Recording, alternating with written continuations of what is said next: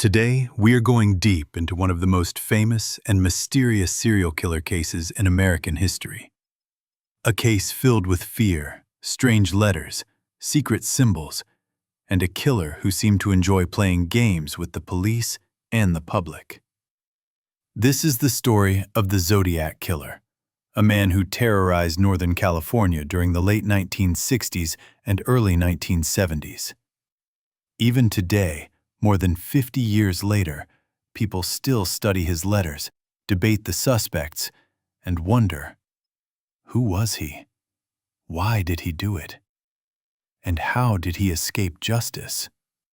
In this documentary, we will walk through every major part of the Zodiac case: the confirmed attacks, the suspicious ones, the coded letters, the media frenzy, the police investigations, and the many theories about who he really was.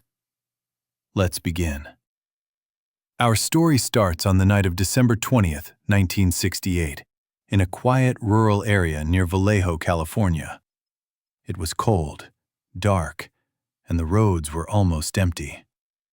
Two high school students, Betty Lou Jensen, 16, and David Faraday, 17, drove out to Lake Herman Road. This was a known spot where young couples would park to talk or spend time together. There was nothing unusual about the couple being there, but something else was unusual in the darkness that night. Sometime after 11 p.m., a car pulled up beside them. What happened next has been recreated through police evidence, but the truth is that only the killer knows every detail. A man approached their parked car with a gun. He ordered them out. David was shot at close range. Betty Lou ran, trying to escape, but she was shot from behind. She fell to the ground just a few feet away. By the time police arrived, both teenagers were dead.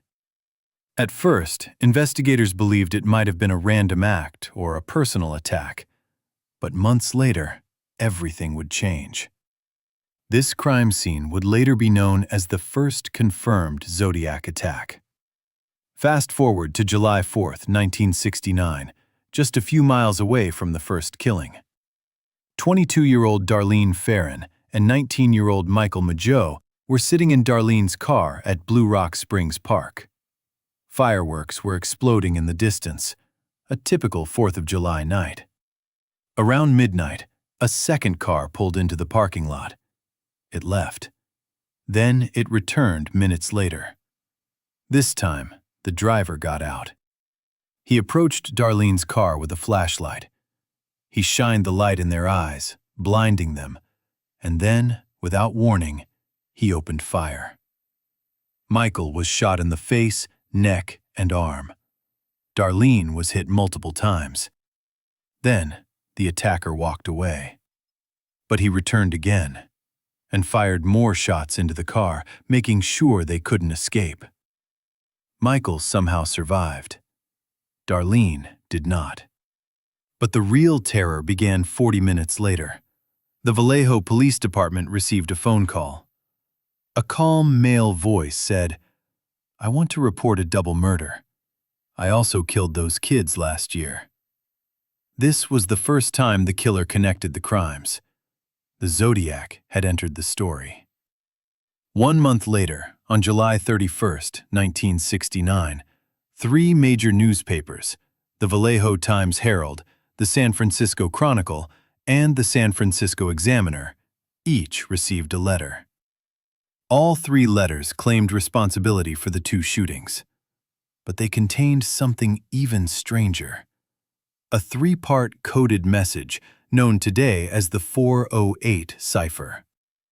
The killer demanded the newspapers publish the letters or more people would die.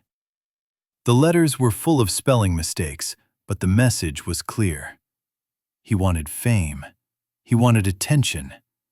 He wanted to play a game. The newspapers published the ciphers. People across the country tried to solve them. And then, a week later, a married couple, Donald and Betty Harden, cracked the code. The message did not reveal his name. Instead, it said he killed because it was fun. He wrote that he was collecting slaves for the afterlife. His tone was cold and emotionless. This was only the beginning of his communication with the world. On the afternoon of September 27, 1969, college students Brian Hartnell and Cecilia Shepard were relaxing by the lake at Lake Berryessa. It was peaceful. Bright sunshine. Families nearby.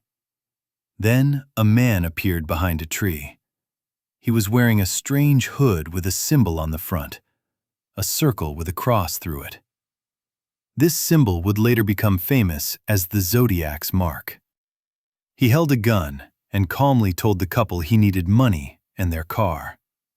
But soon, the situation took a dark turn. He tied them both up. Then he stabbed them again and again. After the attack, he walked back to Brian's car and wrote a message on the door with a black marker. He listed the dates of the previous attacks and signed it with his symbol. Cecilia later died in the hospital. Brian survived. Before police could piece everything together, another letter arrived. This time, the Zodiac drew a diagram showing the knife he used, as if he was proud of it. Just 2 weeks later, on October 11, 1969, a cab driver named Paul Stine picked up a passenger in San Francisco. The passenger asked to go to a neighborhood called Presidio Heights. When the taxi stopped, the passenger shot Paul in the head. Witnesses saw the killer wipe down the interior of the cab and tear off a piece of Paul's shirt. He calmly walked away into the night. For the first time, multiple witnesses saw the killer up close. They described him as a white male, heavyset, wearing glasses. This killing was different. Not a couple, not teenagers, and it shocked the entire city. Days later, the San Francisco Chronicle received another letter. Inside was the torn piece of Paul Stine's shirt. This proved the Zodiac was still watching, still playing, still in control. Over the next few years, the Zodiac continued sending letters and cards. Some were long, some were short. Some included ciphers, some included threats. He talked about wanting to blow up school buses. He mocked the police. He bragged about his crimes. He argued with newspapers. He complained when he wasn't on the front page. Again and again, he signed his letters with his cross-circle symbol. One of the most famous ciphers he sent later became known as the 340 cipher, which took decades to solve. It was finally decoded in 2020 by a group of private citizens from multiple countries. The decoded message showed the same cold, arrogant personality. But again, it did not reveal his name. He wanted the world to pay attention, but he never wanted to be caught. While the Zodiac is officially connected to only 5 confirmed victims, police have suspected him in several other cases. These include the 1963 murders of Robert Domingos and Linda Edwards, the 1966 murder of Sherry Jo Bates near a college library, several later attacks linked only through letters. But none of these could be proven. The Zodiac himself claimed 37 victims, but nothing supports that number. Some people believe he killed far more. Others think he made it up to increase fear. The truth remains uncertain. Over time, police and private investigators studied dozens of suspects. Here are the most discussed. 1. Arthur Lee Allen, the most famous suspect. Police were very interested in him because he lived near the attack areas. He owned a watch with the Zodiac symbol. People said he talked about wanting to kill couples. His behavior was strange and violent. But his handwriting did not match the Zodiac's. And DNA from a 2002 test did not match him either. He died in 1992. Many still argue he was the killer. Others say the evidence is weak. 2. Lawrence Kane. A man with memory problems due to an accident. Some people believe he looked like the sketches. He lived in areas connected to the victims. But again, no solid proof. 3. Richard Gaikowski. A journalist. Some thought his writing style matched the Zodiac's letters. He had connections to San Francisco media, but no physical evidence linked him. 4.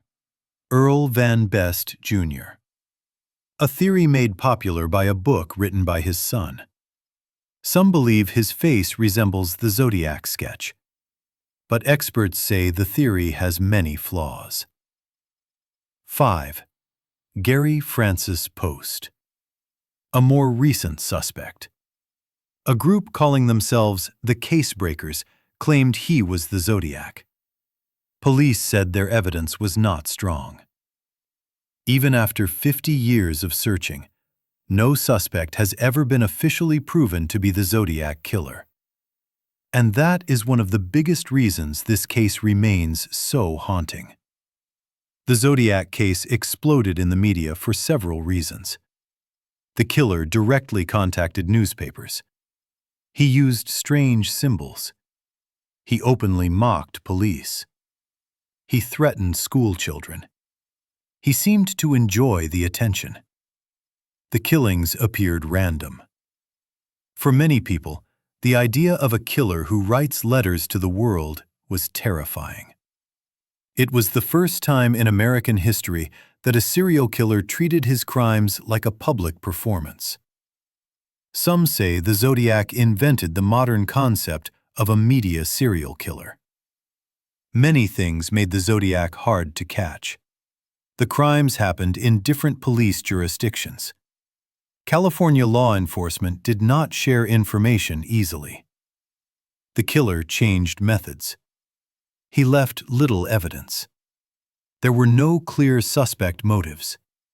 Witness descriptions were limited. Back in the 1960s and 1970s, there was no DNA testing, no digital forensic analysis, no surveillance cameras. The Zodiac took full advantage of that. He stayed mobile. He stayed unpredictable. And he stayed anonymous. People have spent decades debating questions like, did the Zodiac stop killing or just stop writing?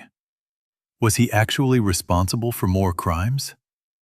Was he a genius or just lucky? Did he have military or cryptography training? Did he pick random victims or did he stalk them? Why did he need attention from newspapers? There are also countless theories about the ciphers. Some believe there are hidden clues the public hasn't found yet. Others think the Zodiac made the codes impossible on purpose, to keep his identity secret forever. Even now, police departments in Vallejo, Napa County, and San Francisco still keep Zodiac case files. The FBI has also been involved. Private investigators, amateur sleuths, and online communities all continue researching. New technologies like DNA genealogy have solved many old cases, and some people believe one day they will solve the Zodiac case too. But for now, the Zodiac Killer remains unidentified. The terror he spread, the mystery he created, and the clues he left behind have turned his crimes into one of the most studied cases in American history. His letters, his codes, his symbol, his arrogance, his silence. All of it continues to haunt people more than 50 years later. The Zodiac Killer wanted to be remembered, and he succeeded. Just not in the way he imagined. Thank you for listening to this documentary on the DarkenRealm. If you want more true crime and horror stories, feel free to subscribe and join us for the next deep dive.